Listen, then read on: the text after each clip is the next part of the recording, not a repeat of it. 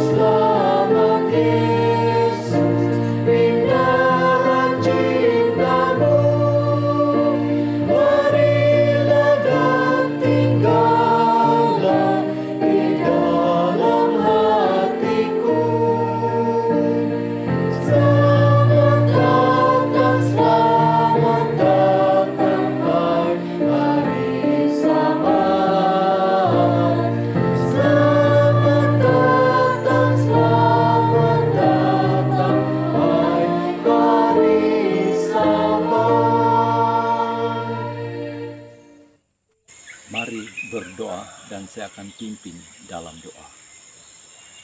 Tuhan Allah Bapa di surga, sertai kami Tuhan di dalam kebaktian maya ini. Biar ia akan tetap menjadi berkat rohani kepada kami, supaya tetap teguh iman kami bersamamu ya Bapa. Dalam nama Yesus kami berdoa. Amin.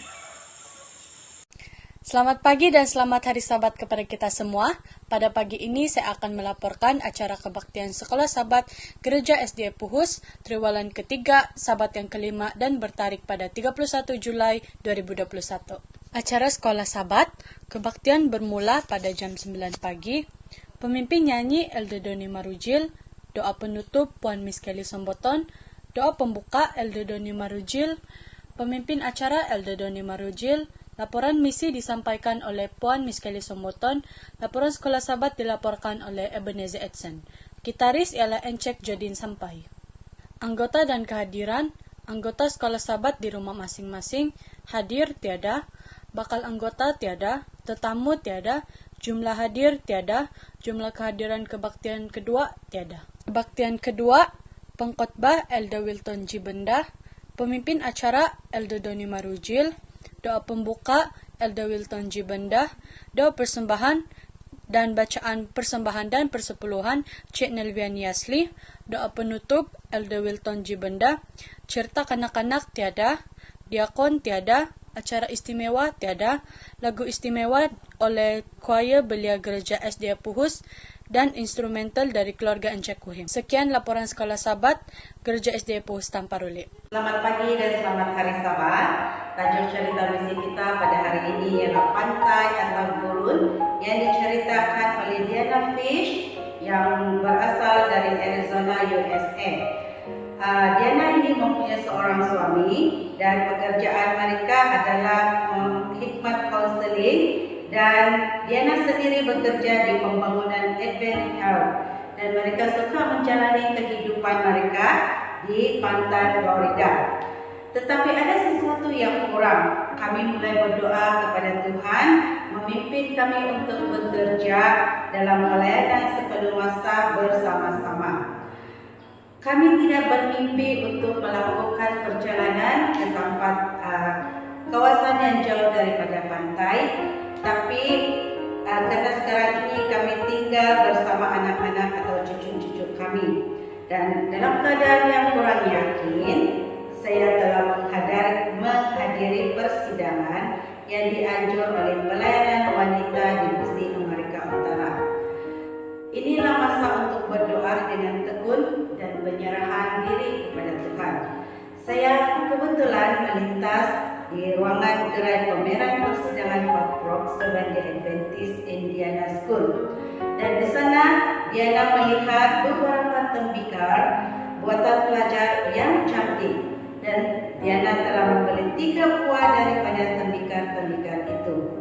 Dan semasa Diana membuat pembelian, seorang wanita di gerai itu bertanya tentang pekerjaan Diana.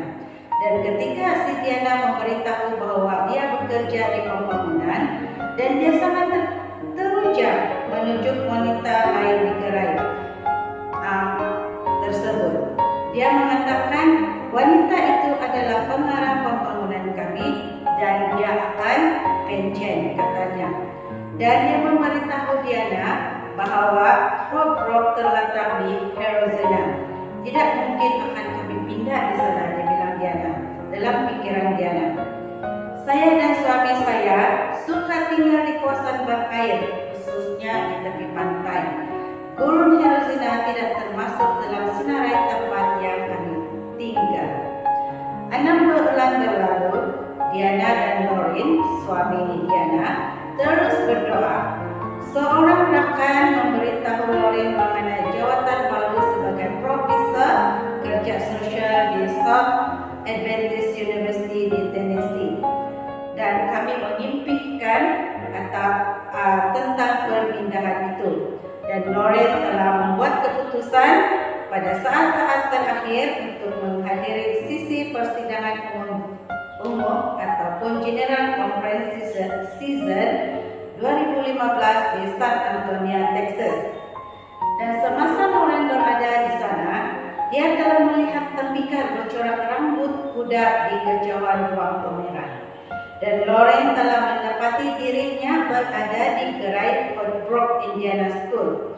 Dan seseorang wanita yang berada di gerai tersebut melihat lencana yang sedang dipakai Lauren yang berhuruf LCSW. Adakah itu bermaksud lesen klinikal untuk sesuatu? Wanita itu bertanya kepada Lauren. Dan Lauren menganggukkan kepalanya. Lesen clinical social worker ataupun pekerja sosial klinikal berlesen, katanya. Wanita itu mengatakan mereka memerlukan seseorang seperti Lauren. Dan Loren tersenyum saja dan dia ingin mengelak. Tetapi wanita itu bertanya mengenai pekerjaan istrinya.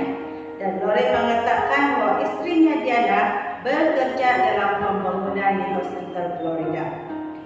Kami juga memerlukan dia, kata wanita itu sambil melambai kepada suaminya yang kebetulan merupakan seorang pengetua Colbrook. Kemudian Loren pulang dan memberitahu Diana tentang apa yang telah berlaku. Dan mereka dalam keadaan yang serba salah pada minggu-minggu yang seterusnya, karena mereka ingin memutuskan pergi ke tempat yang Loren telah pohon, yaitu di South Adventist University Tennessee. Malangnya, beberapa minggu kemudian, Loren telah menerima panggilan dari South Adventist University, di mana permohonannya tidak diterima dan kepanikan pun datang. Dan di sini Diana mengatakan bahwa Tuhan sedang memuji Diana untuk melihat apakah saya bersedia pergi ke mana sahaja yang dipimpin. Loren dan saya menghabiskan lebih dari 9 jam bercakap dengan kaki tangan Colbrook mengenai visi sekolah itu, kata Diana. Di mana keesokan harinya Loren dan Diana telah memutus berjumpa atau mendatangi sekolah Colbrook ini untuk mengetahui sejarah sekolah tersebut dan juga keperluan mereka. Dan di sini mereka telah mengetahui mereka mengimpikan seorang konseling Kristen sepanjang masa untuk pelajar yang menghadapi masalah tekanan selepas trauma dan masalah kesehatan mental yang lain. Dan di sini juga mereka mendapati bukan sahaja masalah pelajar yang mengalami tekanan, tapi juga masalah di kalangan kanak-kanak yang mempunyai penyakit jantung, diabetes, kemurungan sehingga menyebabkan bunuh diri. Dan di sini apabila saya dan Lawrence telah berdoa kepada Tuhan sehingga kami mendapat satu keputusan di mana kami akan bekerja di Colbrook. Dan apabila kami sudah mendapat keputusan untuk bekerja di Colbrook, kami tahu bahwa Tuhan telah memanggil kami suami istri untuk bekerja di sekolah Indiana School. Saya memberitahu Tuhan bahwa Dia harus memberikan dorongan dan keyakinan kepada kami berdua. Beberapa hari kemudian, ketika kami memasuki rumah kami di Florida, Loren mengumumkan bahwa dia merasa yakin bahwa Tuhan memang mahu kami berpindah ke Colbrook. Dan pada 2 minggu kemudiannya, kami pun telah bekerja di tempat itu dan kami gembira karena telah mengikuti Tuhan ke Colbrook School, Indiana. Terima kasih atas persembahan ke-13 Anda 3 tahun yang lalu hingga telah membantu rancangan untuk gym dan pusat kesehatan baru yang dipanggil New Life Center Colbrook Seventh-day Adventist Indiana School. Dan persembahan Anda juga untuk sabat ke-13 akan datang ini akan membantukan menyelesaikan fasa kedua pusat ini, di mana sekolah akan menangani kadar kegemukan, penyakit jantung, diabetes, kemurungan dan bunuh diri yang tinggi di kalangan kanak-kanak dan belia penduduk asli Amerika. Dan hanya itu saja cerita misi pada pagi ini. Terima kasih. Sebagai lagu penutup untuk kebaktian yang pertama, kita akan menyanyikan lagu di dalam LPMI bernombor 113, Ku Datang Hampir Kepadamu. Kita akan menyanyikan kesemua rangkap lagu.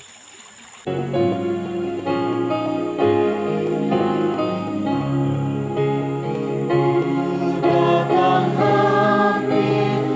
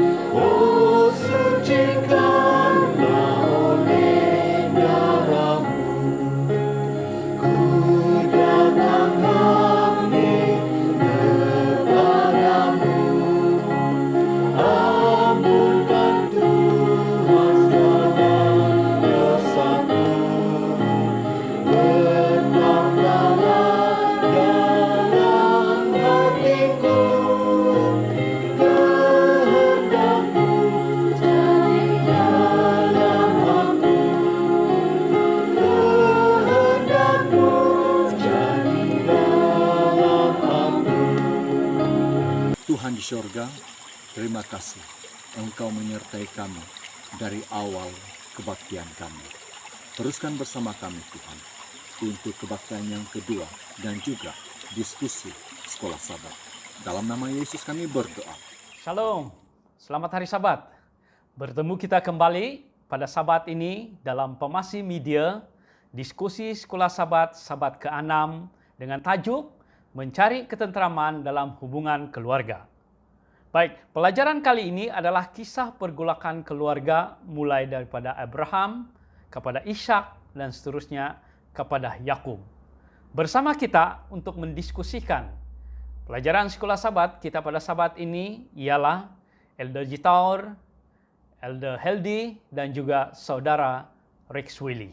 Mari kita berdoa terlebih dulu, siap pimpin dalam doa. Tuhan Allah Bapa kami dalam kerajaan sorga, kami mengundang Tuhan pada saat ini untuk bersama kami dalam pembelajaran diskusi sekolah Sabat ini Tuhan, sehingga kami dapat mengerti akan tujuan dan matlamat Tuhan melalui pelajaran sekolah Sabat ini. Inilah doa kami ya Tuhan, kami persembahkan ini dalam nama Yesus, Tuhan dan Penebus kami. Amin. Oke, terima kasih di mana saja Anda berada pada saat ini. Anda yang berada di rumah masing-masing ataupun di mana saja, Abraham, Ishak, dan Yakub disinaraikan dalam Alkitab sebagai pahlawan iman. Penyinaraian ini bukan karena mereka ini sempurna, tetapi kemampuan mereka memelihara iman dan kepercayaan mereka kepada Tuhan walaupun bergelut dengan isu-isu keluarga. Pengajaran yang kita dapat di sini ialah kita harus membuat penyerahan diri sepenuhnya kepada Tuhan. Walau apapun isu dalam keluarga kita, dengan meletakkan kepercayaan bahwa Tuhan punya jalan yang terbaik untuk memutuskan masalah itu. Seperti mana yang kita tahu, Abraham, istrinya ialah Sarah, seorang yang mandul dan sudah tua dan tidak mempunyai anak. Terdesak karena tidak mempunyai anak, Sarah meminta Abraham untuk mendekati hamba mereka yaitu Hagar. Lalu Hagar melahirkan seorang anak yang mereka namakan Ismail. Sementara keluarga Ishak pula dia memperanakkan Esau dan Yakub. Ishak lebih sayang kepada Esau. Dan sementara Yakub pula memperanakkan Yusuf, dan 12 abang Yusuf semuanya lelaki, namun Yakub lebih menyayangi Yusuf daripada abang-abangnya yang lain, sehingga ini membuatkan abang-abangnya yang lain cemburu kepada Yusuf. Karena cemburu kepada Yusuf, Yusuf telah dijual kepada orang-orang Ismail dan orang-orang Ismail pula menjual Yusuf kepada orang Mesir, yaitu Potifar, ketua pengawal Firaun. Yusuf yang jujur pula menjadi mangsa fitnah daripada istri Potifar, sebab Yusuf menolak ajakan istri Potifar untuk tidur bersama dengannya. Inilah sekilas pandang tentang masalah keluarga yang penuh dengan kontroversi dan pergolakan, bila mana kecemburuan, iri hati, fitnah menguasai diri kita. Namun, di akhir cerita ini, Yusuf yang setia kepada Tuhan telah mendapat kedudukan yang tinggi di Mesir, sehingga dia dapat membelah nasib abang-abangnya yang dulunya menjualnya sebagai seorang hamba. Dari anak yang dikasihi, kini Yusuf menjadi hamba yang hina dan tidak berdaya. Terasing dan sendirian tanpa sahabat di Mesir. Namun, pendidikan masa kecilnya yaitu tetap mengasihi dan takut kepada Tuhan daripada bapaknya telah memberikan Yusuf kekuatan untuk menghadapi cabaran ini dengan menyerahkan sepenuh dirinya kepada Tuhan. Keputusan pribadi Yusuf ini telah memampukan dia tentram di tengah-tengah penderitaan ini. Pilihan haluan baru yang diambil oleh Yusuf, yaitu takut akan Tuhan, akhirnya menjadikan dia sebagai seorang yang diberi kepercayaan oleh Firaun dalam istana Firaun pada masa itu. Untuk tajuk hari Isnin, mari kita bersama Elder Dicaur untuk mengulas tajuk ini, yaitu memilih haluan baru. Persilakan. Selamat Elder. pagi, terima kasih kepada moderator kita, Elder Doros. Pelajaran kita pada saat ini ialah memilih haluan yang baru. Ia berkisar tentang perjalanan hidup Yusuf. Kita tahu dalam pelajaran minggu kita ini menyentuh tentang bagaimana Yusuf juga datang daripada keluarga yang bermasalah.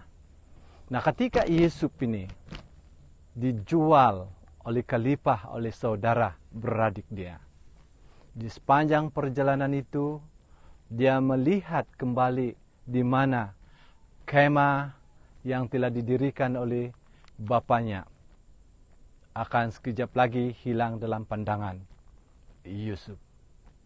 Nah, untuk menghadapi situasi di mana dia akan bakal berada di negeri Mesir, di negeri pembuangan, pastinya dia juga keliru, bingung bagaimana dia menghadapi situasi itu. Karena di negeri pembuangan itu dia tak punya saudara mara, tiada yang dikenalinya. Begitu juga dengan budaya, bahasa, masyarakat sama sekali tidak pernah dikenali oleh Yusuf. Dan ketika dia dijual ini, dia baru mencapai umur 17 tahun. Dan biasanya umur seperti ini belum lagi tahu secara independen ataupun secara berdikari sendiri. Masih bergantung kepada ibu bapa. Nah, dalam saat dia membawa kesedihan, hubungan yang rumit, kekhawatiran ini, disinilah Yusuf mula mengingati akan ajaran bapaknya. Bagaimana ketika dia masih kanak-kanak, dia diajar bagaimana mengasihi dan takut akan Allah. Dia juga mendengar cerita daripada bapaknya mengenai hayal bagaimana Tuhan itu menjaganya. Yusuf juga tahu nenek moyangnya juga dipimpin, dijagai oleh Tuhan ketika itu. Nah, disinilah Yusuf mula memberi ataupun mengambil arah yang baru, haluan yang baru. Untuk apa Yusuf berpikir tentang masalah keluarganya? Maka dengan itu Yusuf mula memberikan tumpuan, mula memberikan perhatian kepada Tuhan yang disembah oleh bapaknya. Dia percaya Tuhan yang disembah oleh bapaknya adalah Tuhan yang dapat memimpin, menjagai dia. Maka Yusuf mengambil keputusan untuk menyerahkan secara pribadi, menyerahkan kehidupannya kepada Tuhan Yesus Kristus. Mengambil keputusan secara pribadi ikut Tuhan di dalam kehidupannya. Nah, untuk mengikuti Tuhan Yesus adalah keputusan masing-masing.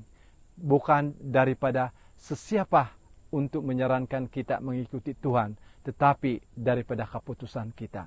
Nah, melihat di dalam perjalanan kehidupan Yusuf ini, seperti kita juga yang sentiasa menghadapi kesukaran, keadaan keluarga. Daripada latar belakang yang berlainan, ada keluarga yang memang sering mengambil perhatian, mempunyai kasih dan beriman. Tapi ada juga keluarga-keluarga kita yang berpecah belah, sentiasa menghadapi ketegangan, hubungan yang rumit di antara bapa, anak dengan ibu, ataupun dengan saudara mara. Tetapi Yusuf telah mengambil keputusan. Kalau kita lihat di dalam 1 Tawarik pasal 16 ayat 11 yang berbunyi, carilah Tuhan dengan kekuatannya, carilah wajahnya selalu. Nah, ini yang telah diambil oleh Yusuf. Seperti juga dalam pelajaran kita minggu lalu, bahwa Tuhan menjemput kita, marilah kepadaku yang berbeban berat. Nah, sama seperti apa yang dilalui oleh Yusuf. Dan kita juga pada masa ini juga sentiasa menghadapi saat ini. Maupun di dalam institusi keluarga kita sendiri. Di dalam keluarga kita sendiri atau di dalam keluarga yang lain di luar. Pun menghadapi situasi seperti ini. Itulah di negara kita sendiri pun statistiknya lebih daripada 40% ramai yang membunuh diri. Karena ketegangan, karena hubungan, atau karena masalah, kesukaran, kerumitan, maupun pencobaan di dalam hidupnya sendiri. Nah, kita melihat bagaimana Yusuf telah berdoa sepenuhnya. Dan dia percaya bahwa Tuhan yang menjaga Israel itu sentiasa menyertai Yusuf di dalam negeri pembuangan itu. Maka itu kita harus sebagai di dalam keluarga ini, bapak atau ibu memainkan peranan untuk mendidik anak-anak yang masih kecil, agar apabila mereka membesar dan menghadapi kesulitan, kerumitan, ataupun apa sahaja masalah akan dapat diatasi atau diatasi apabila kita mengambil keputusan untuk menyerahkan hidup kita sepenuhnya. Dan ketentraman itu kita mulai temui seperti Yusuf. Ketentraman mulai ditemuinya apabila dia berserah sepenuhnya kepada Tuhan. Ya, saya kira demikian ringkasan. Di Mesir, Yusuf dijual kepada keluarga yang terkemuka, yaitu Potifar, ketua pengawal Raja Firaun. Hidup dalam bahasa dan budaya yang baru cukup membuatkan Yusuf tertekan dan terasing. Tidak dihargai, inilah yang Yusuf hadapi bila hidup terasing di tempat orang. Namun Yusuf mencari harga dirinya dengan percaya bahwa Tuhan berpikir dengan caranya sendiri tentang dia dan bukannya seperti apa yang dia pikirkan. Tuhan melihat potensi, keindahan dan bakat yang kita sendiri tidak dapat bayangkan. Itu yang Tuhan nampak pada diri Yusuf. Untuk pelajaran hari Selasa yang bertajuk Mencari Harga Diri yang Sebenar, kita bersama dengan Elder Heldi. Silakan Elder. Salam, selamat pagi dan selamat hari Sabat. Puji Tuhan karena kita ada kesempatan untuk belajar pelajaran sekolah Sabat kita pada pagi ini mengenai dengan kehidupan Yusuf. Dan sebahagian daripada pelajaran ini yang saya dapat sampaikan di dalam huraiannya ialah mencari harga diri yang sebenar. Sekiranya Yusuf telah mencoba menghiburkan dirinya dengan harapan untuk melarikan diri dan mencari jalan pulang, ianya punah dengan ketika ketibaan mereka di Mesir, di mana Yusuf dijual semula kepada satu keluarga yang terkemuka.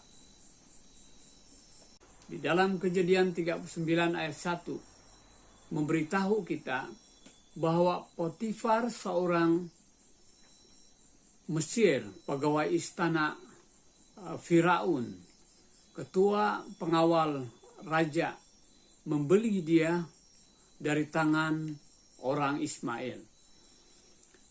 Serta-merta anak muda itu ditolak ke dalam bahasa dan budaya yang baru, yang asing baginya. Kayak keluarga kita dan hubungan yang erat sangat penting di dalam perkembangan harga diri kita. Yusuf membesar dengan kepercayaan bahwa dia adalah seorang yang istimewa, di mana anak lelaki sulung dari istri yang paling dikasihi, disayangi oleh Yakub. Di dalam Kejadian 29 ayat 18, dia sememangnya menjadi kegemaran kepada Yakub atau ayahnya, dan satu-satunya yang mempunyai jubah indah yang berwarna-warni. Di dalam Kejadian 37 ayat 3 dan 4. Namun, siapakah dia pada saat ini ketika Yusuf sudah dijual oleh abang-abangnya? Dan seorang hamba, seorang yang boleh dibeli dan dijual sesuka hati, lihat betapa cepatnya keadaannya berubah, betapa cepat hidup telah membelakanginya. Sesungguhnya Yusuf telah belajar satu pengajaran yang kita semua harus pelajari. Sekiranya kita bergantung pada orang lain untuk memberitahu nilai kita, maka kita akan mengalami satu perjalanan yang sukar dan sungguh mengelirukan, karena tidak semua orang akan menghargai siapa kita atau seperti apa kita. Ini sebenarnya, sebaliknya kita perlu mencari harga diri kita di dalam apa yang Tuhan pikirkan tentang kita. Bagaimana Tuhan melihat kita, dan bukan di dalam peranan yang kita miliki sekarang ini.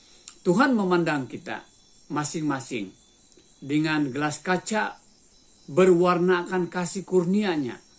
Dia melihat potensi keindahan dan berkat yang kita tidak dapat bayangkan.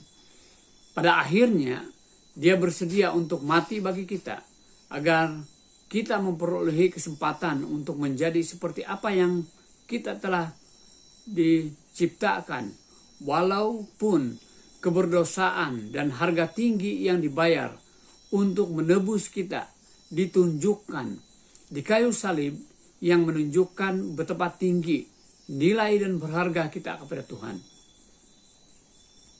Tidak kira apapun orang lain pikirkan, bahkan apa yang kita pikirkan tentang diri kita, Tuhan mengasihi kita dan berusaha untuk menebus kita.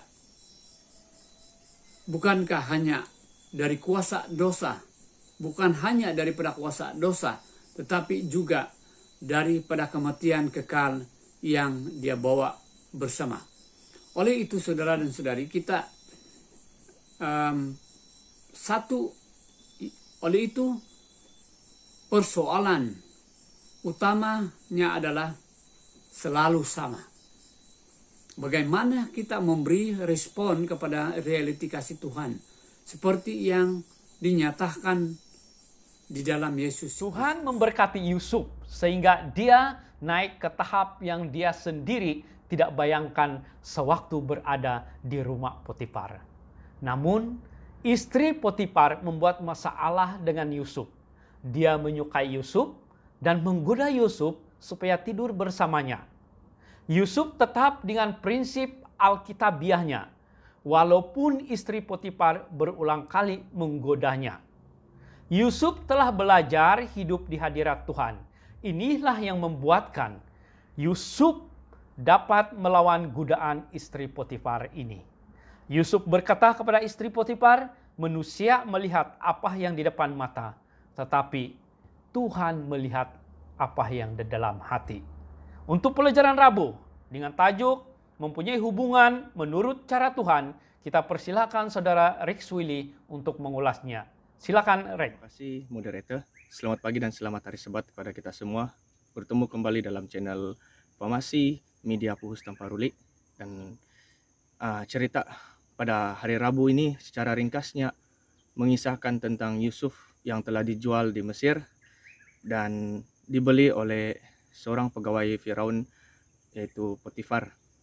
Nah, semasa kehidupan Yusuf di Mesir, Yusuf telah mempercayakan dirinya kepada Tuhan, dan Tuhan memberkati Yusuf sehingga dia naik ke tahap yang dia sendiri tidak dapat bayangkan sewaktu berada di rumah Potifar. Walaupun Yusuf nampaknya mempunyai hubungan yang baik dengan Potifar dan hubungannya dengan kaki tangan di rumah maupun di ladang, namun Yusuf berhadapan dengan masalah semasa dia berada di rumah Potifar. Dan untuk pengetahuan kita juga, Yusuf ini dia disebabkan hidupnya disertai oleh Tuhan dan pekerjaannya sentiasa berhasil, maka Potifar telah memberi kepercayaan kepadanya untuk mengurus segala harta-harta Potifar. Dan sekarang apabila Yusuf sudah mendapat keistimewaan daripada tuannya, dia telah berhadapan dengan masalah dengan istri tuannya pula, di mana istri tuannya seringkali menggoda Yusuf. Namun Yusuf sentiasa menolak dan mencoba untuk mengelak daripada godaan istri Potifar tersebut. Yusuf juga ini dia digambarkan sebagai seorang yang manis sikapnya dan elok parasnya.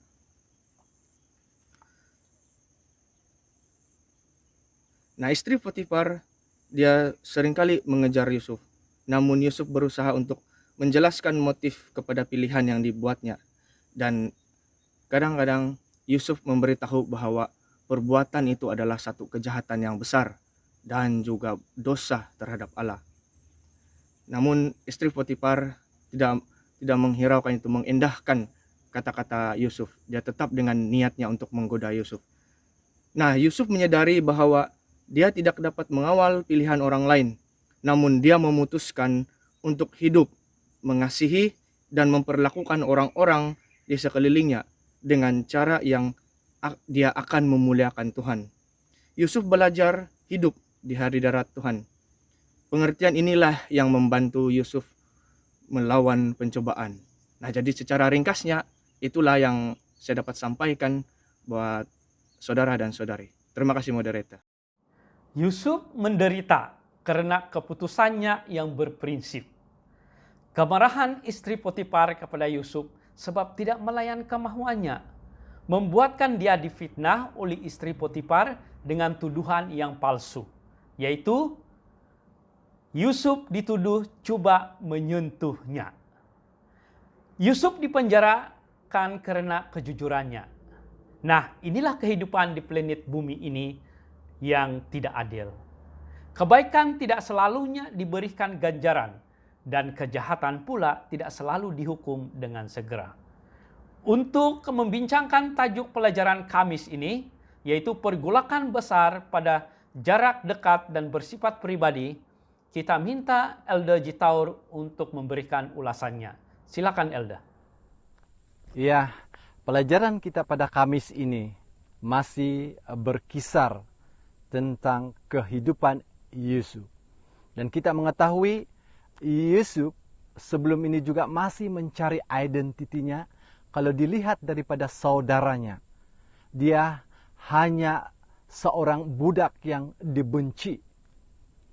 Di mata Potifar pula, Yusuf ini hanyalah budak suruhan. Nah, bagaimana Yusuf mengendalikan dirinya ketika melayani di istana? Karena kita mempelajari sebelum ini bahwa istri Potifar sering menggoda Yusuf. Dan bagaimana Yusuf membawa dirinya bekerja dan melayani setiap orang melalui memuliakan nama Tuhan. Nah, pada Kamis ini juga berkisar tentang pergolakan besar pada jarak dekat dan bersifat pribadi yang kita akan pelajari pada saat ini. Di mana ketika ini Yusuf telah diperangkap oleh istri Potifar. Dan pada ketika ini juga usia Yusuf baru menjangkau atau berumur 17 tahun. Nah, dalam saat ini Yusuf sudah tentu adalah seorang pemuda yang begitu tampan, kacak, dan menarik perhatian kepada istri Potifar. Sehingga dia melakukan fitnah terhadap Yusuf. Sehingga kan Yusuf akhirnya menerima akibat daripada prinsipnya atau integritinya atau kesetiaannya kepada Tuhan, hingga dia telah dimasukkan di dalam penjara. Sekalipun Potifar mengetahui bahwa apa yang dilakukan oleh istrinya adalah tidak benar. Tetapi sebagai pemerintah dan untuk menjaga reputasinya di dalam istana itu, dia harus memasukkan Yusuf ke dalam penjara. Nah, kalau kita lihat dalam kehidupan reality di dunia ini, dalam keluarga yang tidak sempurna, apapun yang kita lakukan, kita melakukan yang terbaik dan kebaikan kepada orang lain, tidak semestinya kita mendapat ganjaran yang baik. Begitu juga kepada mereka yang melakukan kejahatan, tidak selalunya dihukum setimpal dengan apa yang dilakukannya. Nah, realiti kehidupan Yusuf juga dimasukkan ke dalam penjara. Walaupun ia dimasukkan dalam penjara, dan ketika dia berada di penjara, Yusuf boleh memikirkan tentang kehidupan dirinya. Dia boleh berpikir tentang bagaimana dunia itu tidak adil. Dan dia boleh sahaja meninggalkan Tuhan. Tetapi Yusuf tidak berbuat demikian. Dia terus mendekatkan dirinya kepada Tuhan. Sehingga dia juga melakukan setiap pekerjaan dengan penuh tanggung jawab. Penuh dengan kesetiaan. Dia percaya Tuhan memimpinnya, menjagainya. Sehingga akan ketua penjara itu menyerahkan segala tanggung jawab, mengurus, mengendali di pejabat penjara itu. Sehingga pada satu ketika, seorang juru minum, seorang juru roti, yang telah mendapat mimpi, dan akhirnya dengan penuh rendah hati, Yusuf membantu kedua juru minum dan juru roti ini mentafsir mimpi mereka. Di mana dia percaya Tuhan membantu Yusuf untuk mentafsir mimpi mereka. Di mana juru uang itu akan dikembalikan ke jawatannya selepas 3 hari. Begitu juga dengan juru roti itu juga akan dihukum selepas 3 hari. Nah, seperti yang diramal atau ditafsir oleh Yusuf, juru minum ini telah kembali melayani di istana Firaun. Dan pada ketika Yusuf memberikan tafsiran kepada juru minum itu, dia memohon supaya juru minum itu mengingatkan dirinya, karena Yusuf juga sadar tentang kelemahannya, kekurangannya. Dia meminta pertolongan kepada juru minum, supaya dia tidak dilupai di penjara ketika itu. Namun selepas juru minum ini sudah kembali ke jawatannya, dia tidak ingat akan janjinya. Yusuf mengambil masa 2 tahun lagi untuk keluar dari penjara. Karena kita tahu mungkin ini adalah satu yang perlu Yusuf lalui, dan satu pencobaan, satu cobaan di dalam kesetiaannya kepada Tuhan. Di mana akhirnya pada ketika Firaun mendapat mimpi dan tidak ada siapapun orang-orang penafsir di Mesir dapat menafsir mimpi Firaun, sehinggalah juru minum ini teringat akan Yusuf yang dapat menafsirkan mimpi Firaun itu. Tentang 7 lembu yang gemuk, 7 lembu yang kurus, 7 jagung yang gemuk dan 7 jagung yang kurus. Maka dipanggillah oleh Raja Firaun Yusuf menghadap dan memberi tafsiran. Dengan penuh rendah hati, Yusuf memberitahu Firaun bahwa bukan dia yang dapat menafsir, tetapi Tuhan Allah dia yang memberikan tafsiran itu. Sehingga tafsiran itu menjadi kenyataan, sehingga Firaun juga mengembalikan jawatan Yusuf, di mana dia menjadi perdana menteri di Mesir setelah memberi tafsiran mimpi Mesir, mimpi Firaun itu. Nah, ini adalah satu rencana Tuhan yang sangat luar biasa, sangat ajaib bagi Yusuf. Dan saya percaya pada kita semua, Tuhan mempunyai rencana dalam kehidupan kita masing-masing. Situasi apapun yang kita hadapi, pasti Tuhan mempunyai rencana seperti Yusuf, di mana dia tidak dapat membantu menyelesaikan masalah yang bakal dihadapi oleh negeri Mesir, di mana 7 tahun kelaparan. Dia dapat membantu supaya negeri Mesir itu tidak musnah dalam bala kelaparan. Juga dia dapat bertemu kembali keluarganya. Nah, betapa ajaibnya, betapa luar biasanya rencana Tuhan yang tidak dipikir oleh kita. Saya percaya begitulah halnya dengan kita. Kita boleh dapat mengetahui akan cerita ini di dalam Kejadian pasal 39 ayat 11 hingga 20. Dan Tuhan juga telah berjanji kepada Yusuf di dalam Kejadian pasal 39 ayat 21, di mana dia akan sentiasa menyertai Yusuf di dalam kehidupan dia. Terima kasih. Ini ringkasan pindik saya, Elda. Yusuf ditolak saudaranya lelaki yang cemburu. Yusuf dijual sebagai hamba, dipisahkan daripada keluarga, dihukum, dipenjara secara tidak adil. Namun Yusuf tetap mempertahankan imannya. Kesulitan yang Yusuf hadapi ini tidak menjadikan dia seorang pembenci, malah lebih mempercayai Tuhan. Melalui kesulitan ini, Tuhan membentuk karakternya untuk mempersiapkan dia untuk kedudukan yang lebih dihormati dalam kerajaan Mesir. Pencobaan, kesulitan sama sekali tidak bermaksud bahwa Tuhan tidak memperhatikan kita. Sebaliknya, itu adalah untuk tujuan Tuhan mempersiapkan kita kepada sesuatu tugas yang jauh lebih besar. Untuk kesimpulan dan ulasan keseluruhan pelajaran kita pada Sabat ini, kita minta Elder Heldi untuk memberikan kesimpulan. Silakan, Elder.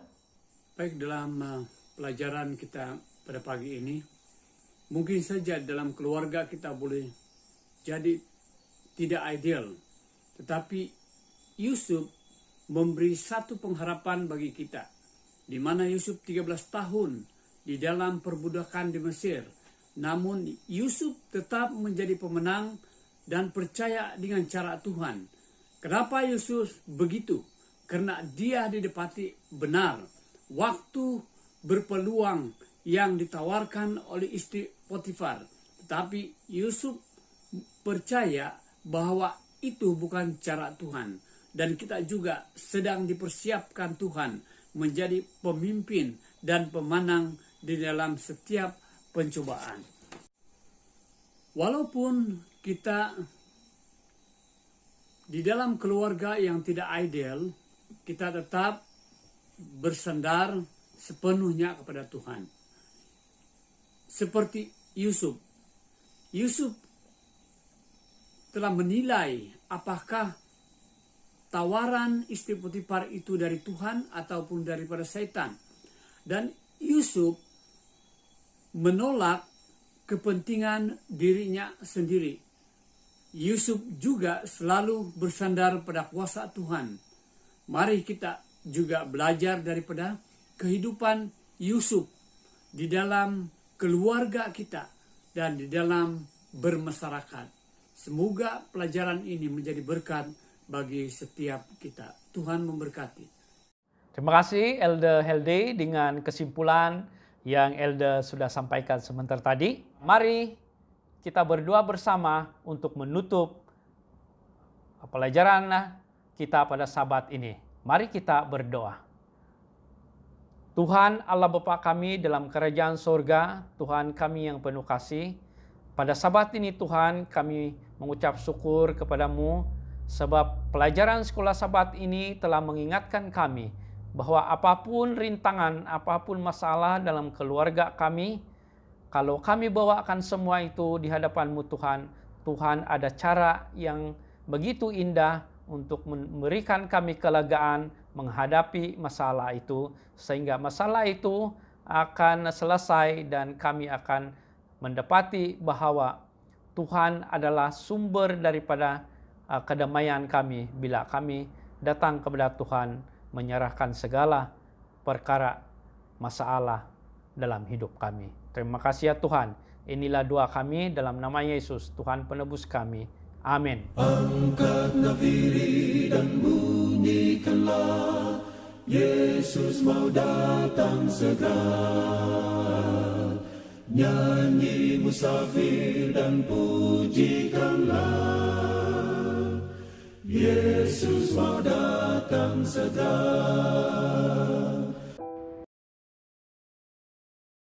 Sekali lagi diucapkan selamat hari Sabat buat kita semua, saudara seiman yang sedang menikmati kebaktian secara maya di rumah masing-masing.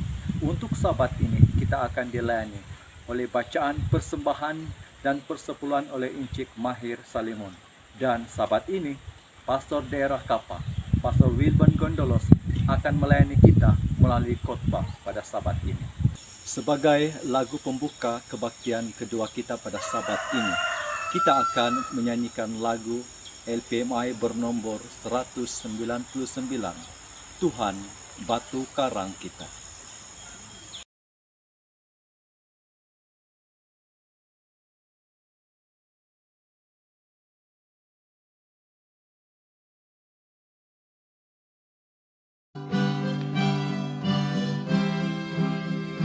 Tuhan batu karang kita, pelindung dalam bahaya. Meski apapun menimpa, pelindung dalam bahaya. Tuhanku, batu karangku, pelindung yang maha kuasa, pemimpin pada jalanku, pelindung dalam bahaya. Siang malam Tuhan jaga, pelindung dalam bahaya. Ketakutanku hilanglah, pelindung dalam bahaya. Tuhanku, batu karangku, pelindung yang maha kuasa, pemimpin pada jalanku, pelindung dalam bahaya.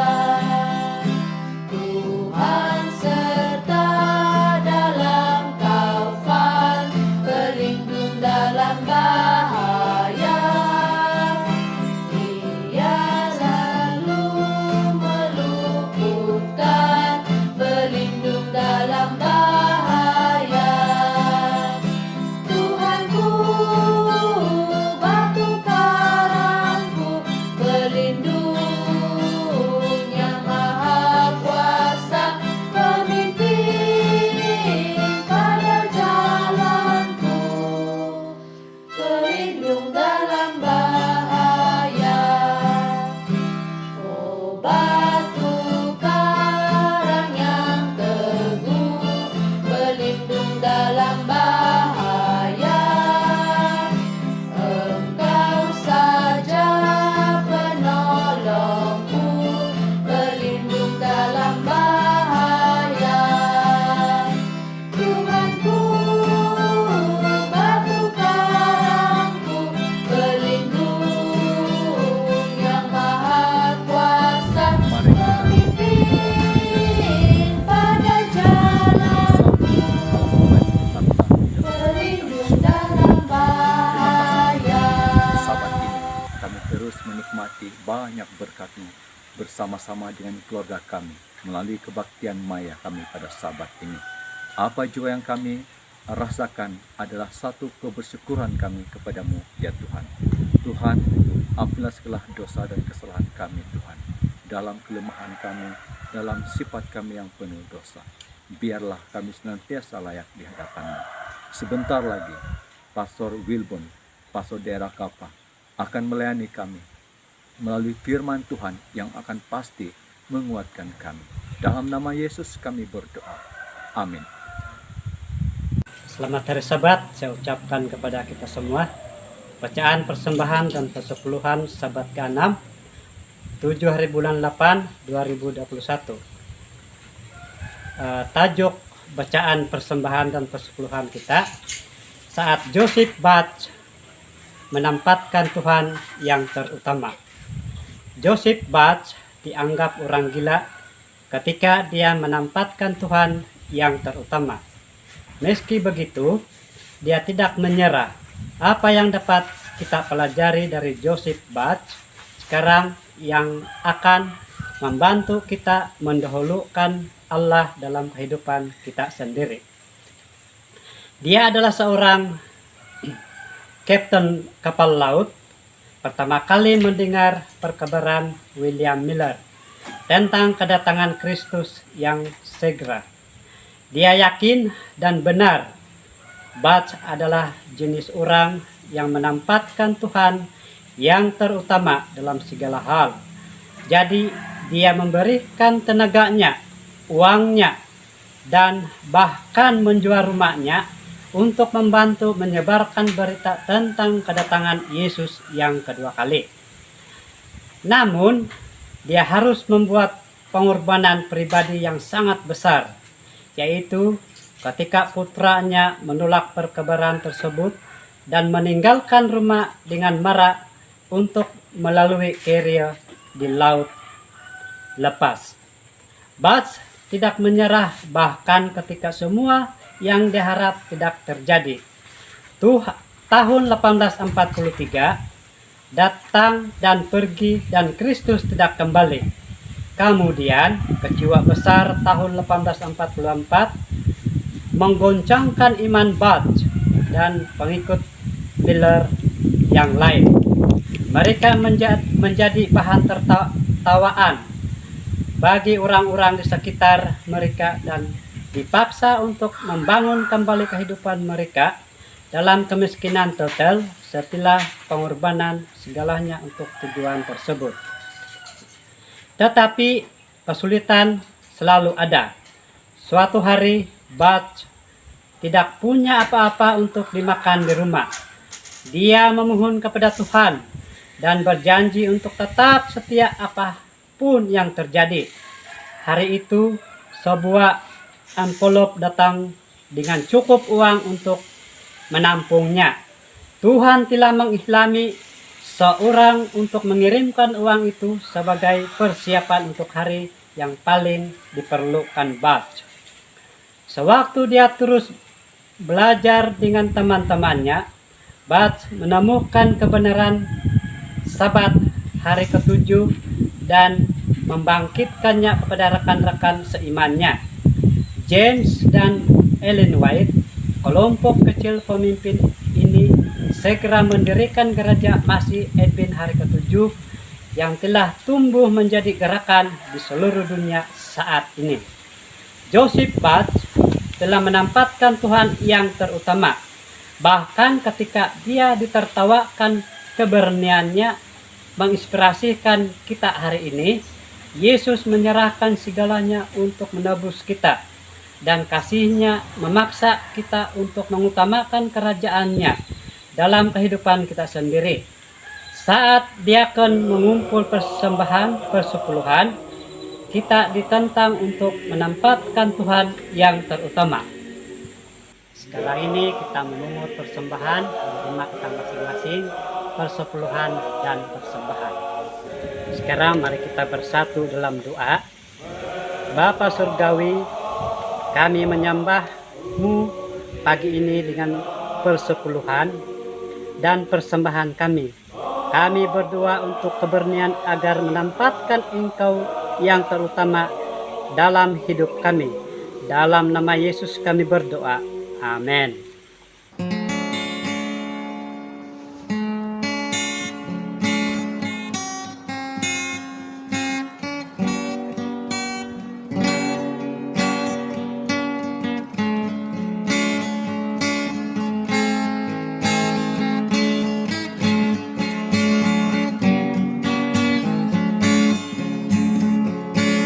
Hidup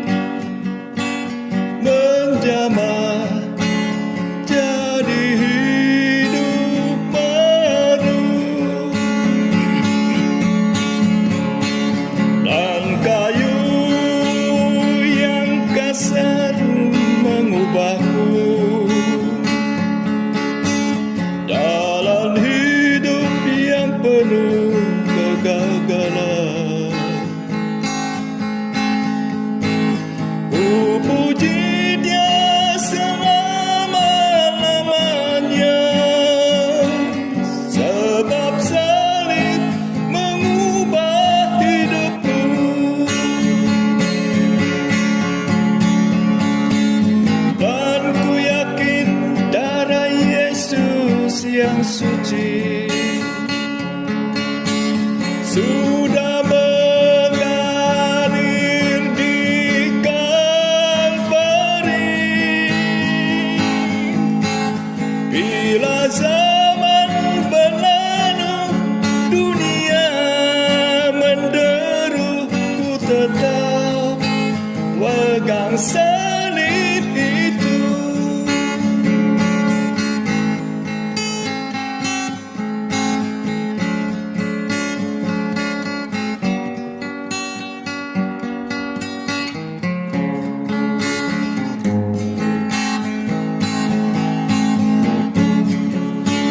Dan kayu yang kesal mengubahku, jalan hidup yang penuh kegagalan.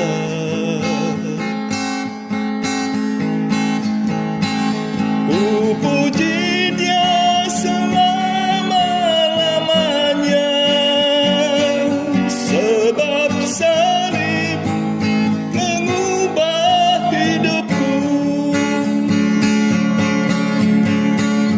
Dan ku yakin darah Yesus yang suci sudah mengalir di Kalvari. Bila zaman berlalu, dunia menderu, ku tetap pegang salib itu. Ku tetap pegang salib itu.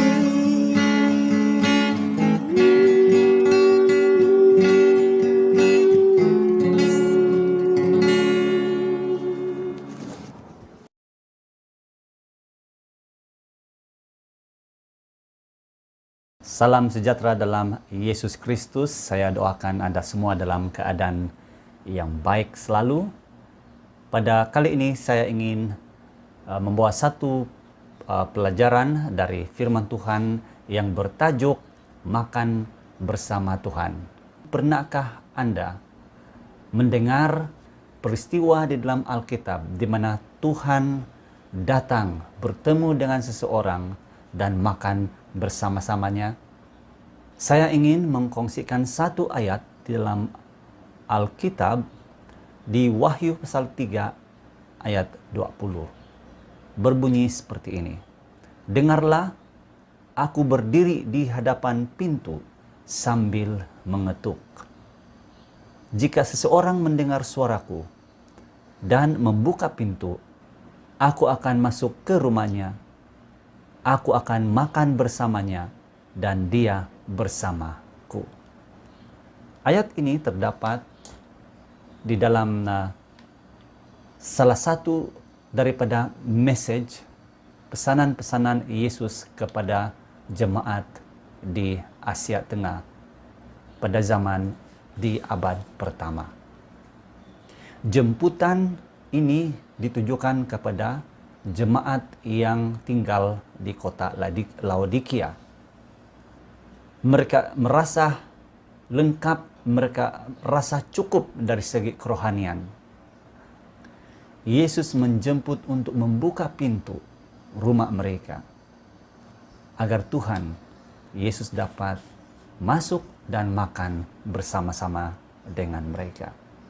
Ini disampaikan secara simbolik, tetapi mari kita lihat contoh peristiwa yang terdapat dalam kitab suci tentang kehadiran ataupun pertemuan Tuhan dengan seseorang dan mereka makan bersama. Sahabat-sahabatku, makan adalah budaya manusia. Kita tidak hidup tanpa makan. Dan banyak perkara yang kita lakukan berkaitan dengan makan. Sebagai contohnya, kalau kita mau bertemu dengan sahabat kita, selalunya kita membawanya di meja makan. Ataupun mari kita pergi makan mie sup, begitu.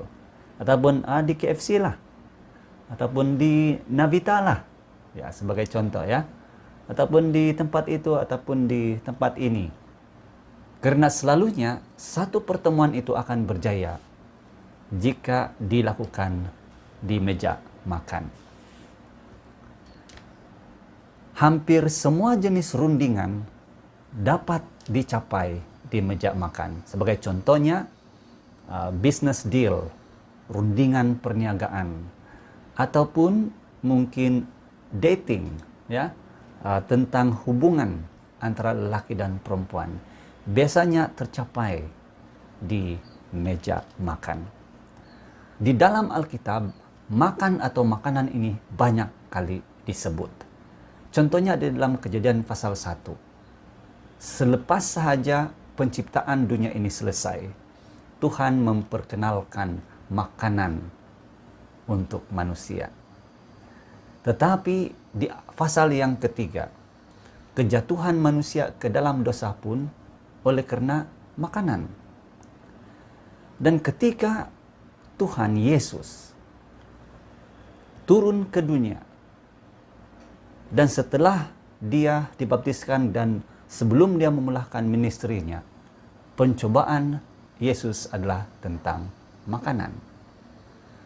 Dan ketika Yesus keluar dan memulihkan ministrinya, pelayanannya, itu terjadi di sebuah majelis perkawinan di Kana. Makan juga. Dan setiap kali Yesus berkunjung dari satu tempat ke satu tempat, sentiasa kita melihat ataupun melibatkan peristiwa di mana makan bersama itu terjadi. Pernah Anda dengar tentang peristiwa Yesus memberi makan kepada beribu-ribu orang? Ataupun sebelum Yesus ditangkap dan disalibkan, pertemuan terjadi di meja makan, Last Supper. Dan setelah Yesus bangkit, pertemuan pun di meja makan.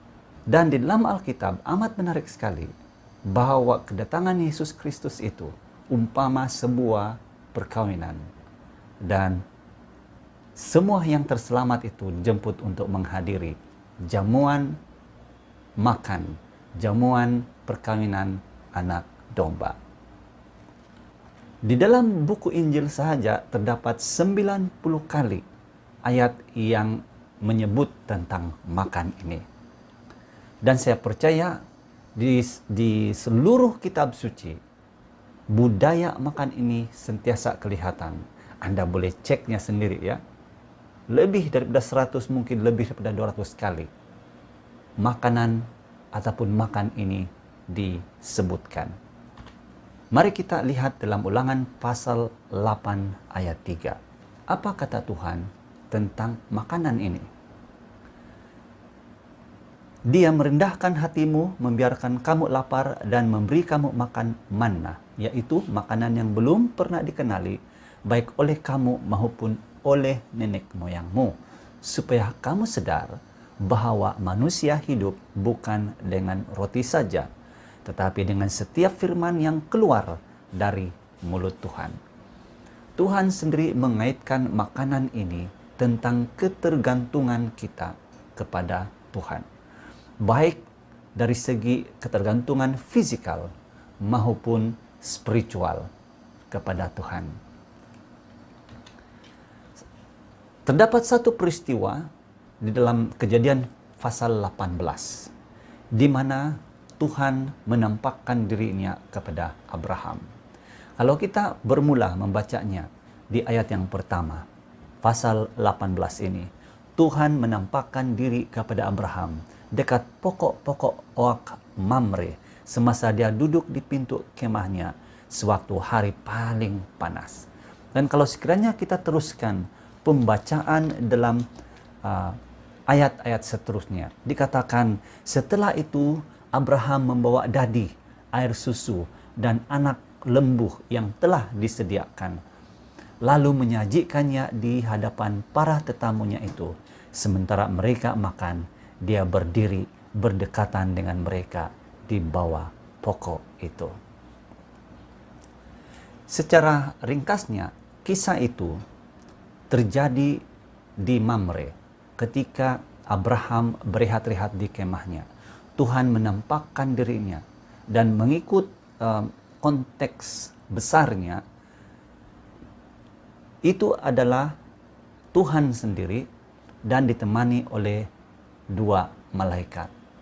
Ada juga yang berpendapat bahwa 3 orang ini represent the Trinity, berjumpa dengan Abraham pada ketika itu. Tetapi apapun, kita tidak begitu dogmatik tentang hal ini. Yang pentingnya ialah Tuhan bertemu dengan Abraham pada ketika itu, dan Abraham menyediakan makanan kepada mereka. Dan dikatakan dalam ayat yang ke-8 ini, sementara mereka makan, dia berdiri berdekatan dengan mereka di bawah pokok itu. Jelas kelihatan di situ, tapi dinyatakan dalam ayat ini bahwa Tuhan ketika dia menampakkan diri kepada Abraham, mereka makan. Makanan disajikan oleh Abraham dan mereka makan. Dan kamu tahu apa yang berlaku pada waktu itu? Tuhan sendiri menyatakan kepada Abraham tentang janji anak lelaki, yaitu Ishak yang dilahirkan dalam keluarga itu.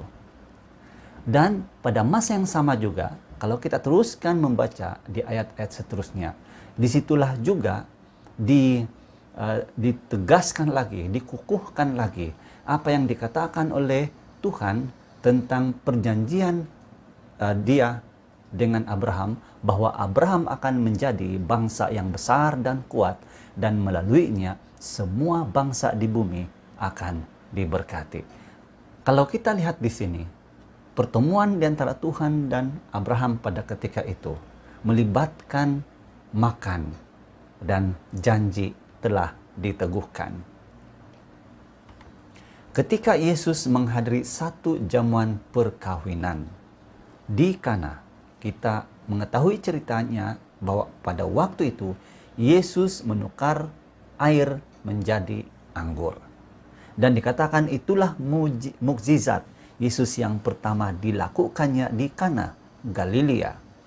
Dia menyatakan kemuliaannya, maka murid-muridnya percaya kepada dia.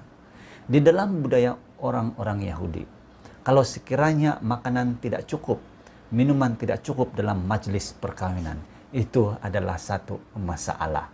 Di sini ketika Yesus berada di situ, dia menyelesaikan tentang isu makanan, dan dia telah menyelesaikan juga relationship, hubungan di dalam keluarga itu.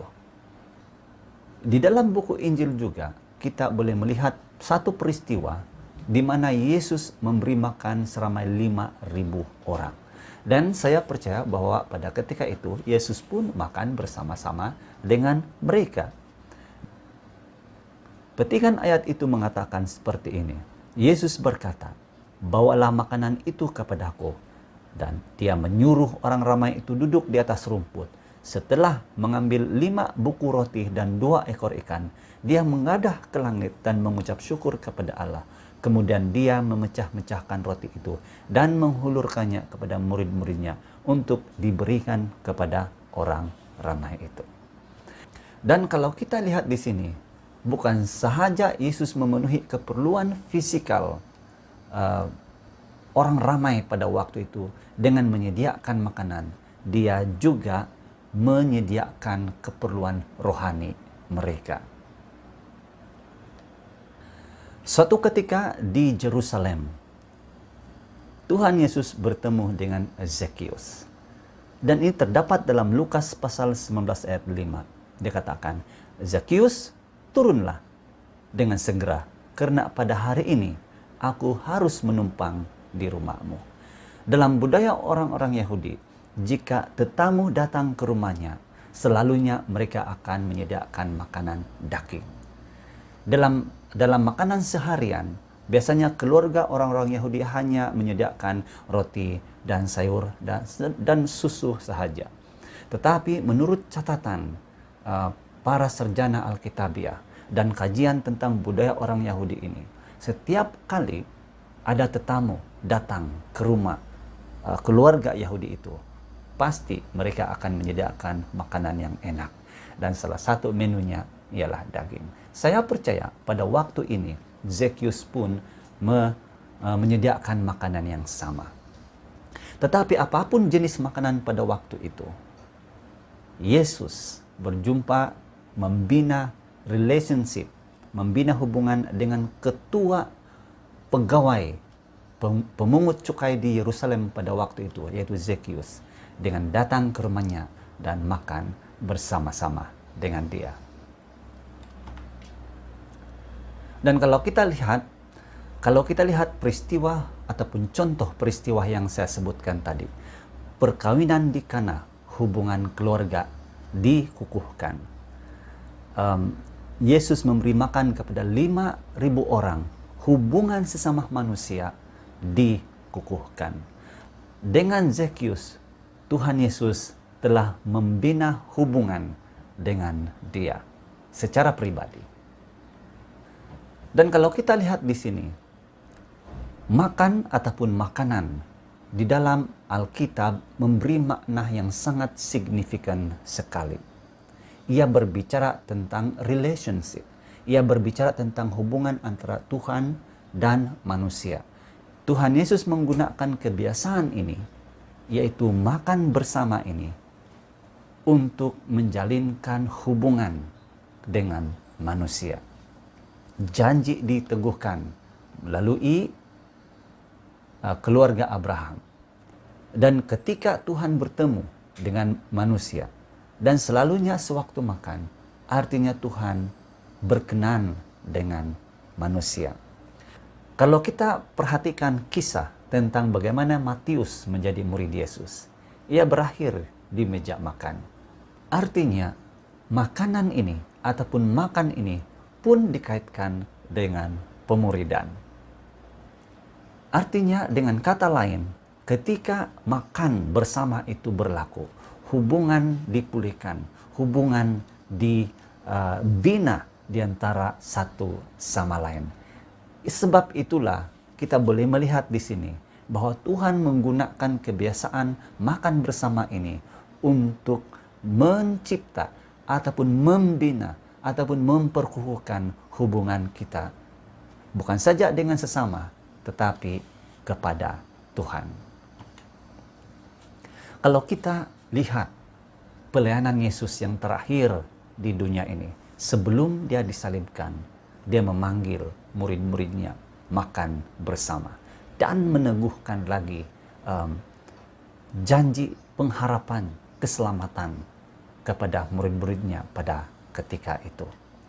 Dan kalau kita lihat dalam buku Wahyu pasal 19, ada satu teks passage yang mengatakan bahwa orang-orang yang terselamat itu akan dipanggil secara simboliknya ke perjamuan perkawinan anak domba dan melibatkan makan sekali lagi. Saudara-saudaraku, dengan melihat kepada perkongsian ataupun ayat-ayat yang saya sudah kongsikan tadi, Yesus sekali lagi saya ingin memetik ayat yang terdapat dalam Wahyu pasal 3 ayat 20. Sama ada ini secara simbolik ataupun secara nyata, Yesus akan datang untuk makan bersama dengan kita. Dia katakan, "Aku berdiri di hadapan pintu sambil mengetuk. Jika seseorang mendengar suaraku dan membuka pintu, aku akan masuk ke rumahnya. Aku akan makan bersamanya dan dia bersama aku." Sama ada ini secara simbolik ataupun secara literal, yang pentingnya message yang tersirat di dalam ayat ini ialah Yesus mahu mencipta, Yesus mahu membina hubungan dengan kita. Dia mau rapat dengan kita, dia mau menjadi dekat bersama dengan kita. Semoga perkongsian kita pada hari ini menjadi berkat kerohanian kita, dan semoga kasih kurnia Tuhan dan juga kedamaian beserta dengan Anda semua. Tuhan memberkati.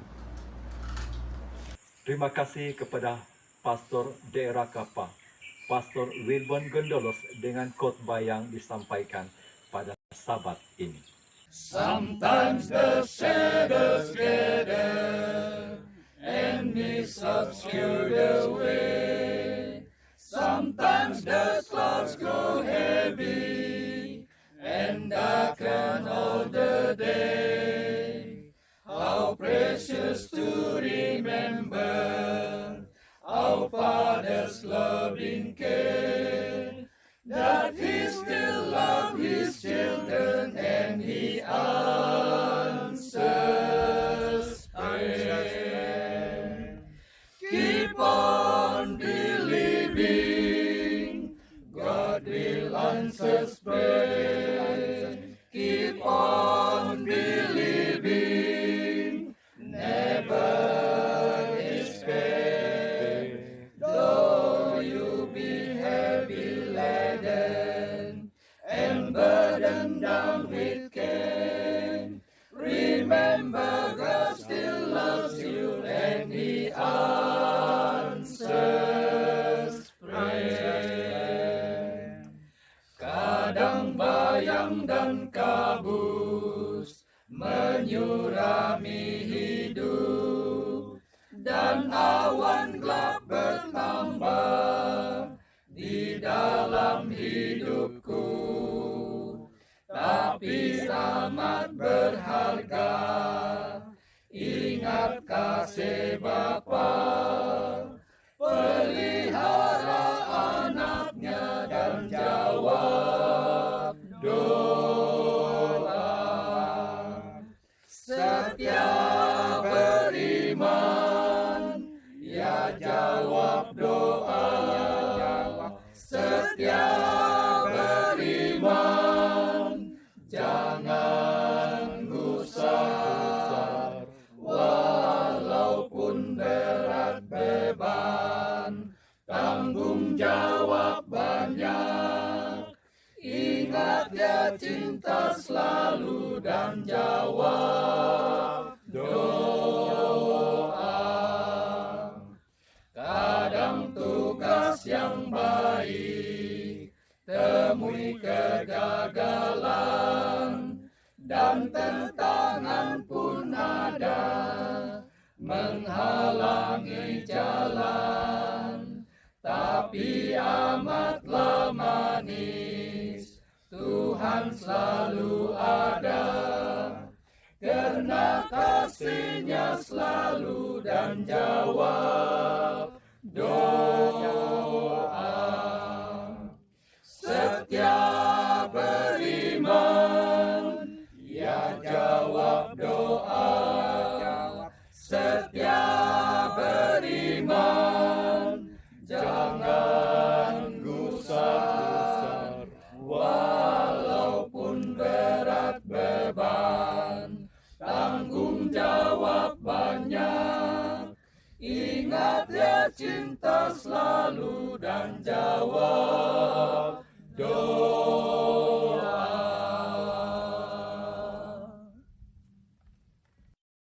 Saat ini kita akan mengambil sebuah lagu di dalam LPMI bernomor 38, Yesus Sahabat Terindah, sebagai lagu penutup.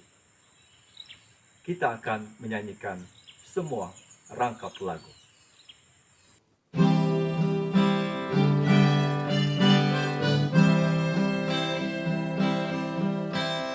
Yesus sahabat terindah yang menghapuskan dosa, segala pergumulan kita